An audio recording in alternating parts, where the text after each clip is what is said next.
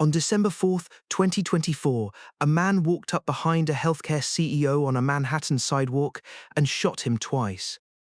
Within hours, millions of Americans were calling the killer a hero. The state trial begins September 8th, 2026. It happened at 6:44 in the morning.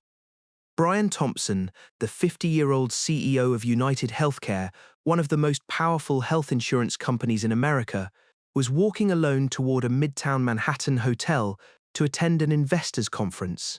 A gunman approached from behind and shot him on the sidewalk outside the Hilton Hotel. Thompson died at the scene. The shooter disappeared into Central Park on a bicycle.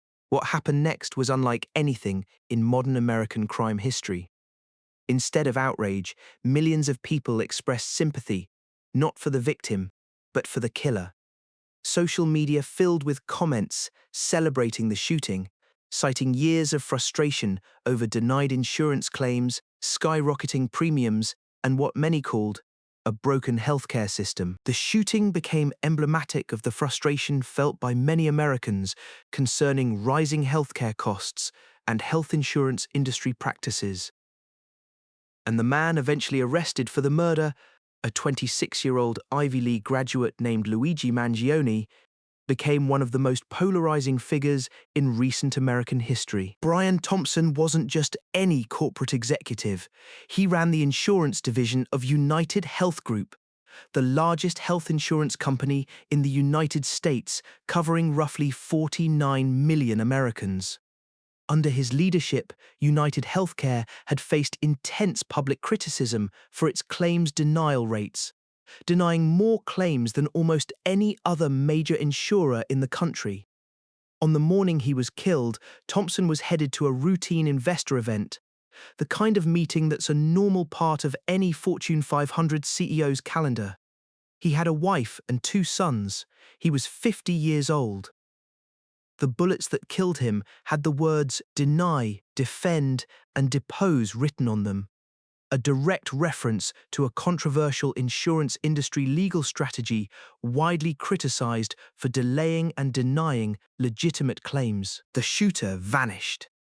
NYPD released surveillance footage showing a masked man in a grey hoodie and backpack entering the hotel area before the shooting. Despite being in the middle of Midtown Manhattan, one of the most surveilled places on Earth, he disappeared without a trace. For 5 days, investigators had nothing, then a break. Mangione was spotted eating at a McDonald's in Altoona, Pennsylvania, about 230 miles west of Manhattan. A customer recognized him from news coverage and called police. When officers arrested him, they found a 3D printed ghost gun in his backpack, the weapon believed to have been used in the shooting, along with a handwritten journal containing entries that appeared to explain his motive. He had no prior criminal record. His family was wealthy and prominent. He had graduated from the University of Pennsylvania with honors. Nobody who knew him could explain what had happened. Mangione is a 28-year-old Ivy League-educated scion of a wealthy Baltimore area family. He grew up privileged, attended elite schools, and by all outward appearances had every advantage in life. Friends described him as intelligent, thoughtful, and passionate about technology and social issues. But in the years before the shooting, something changed. Mangione had developed severe back problems that left him in chronic pain and increasingly isolated. People who knew him said he became consumed by frustration, not just with his own situation, but with what he saw as systemic failures in American healthcare.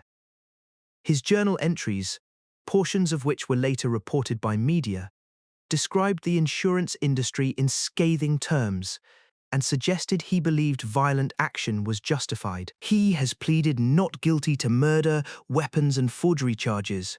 His lawyers have argued that the investigation was tainted from the start, turning his arrest into a, quote, Marvel movie spectacle, including having armed officers parade him up a Manhattan pier after he was flown to New York. The state murder trial is scheduled to begin September 8th, 2026.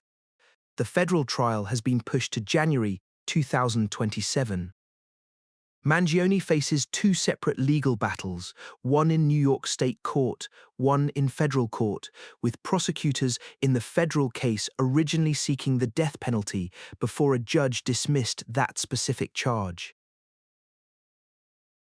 A New York State judge has already blocked prosecutors from using some evidence found in his backpack, including a magazine, cell phone, passport, wallet, and computer chip, ruling the search unconstitutional.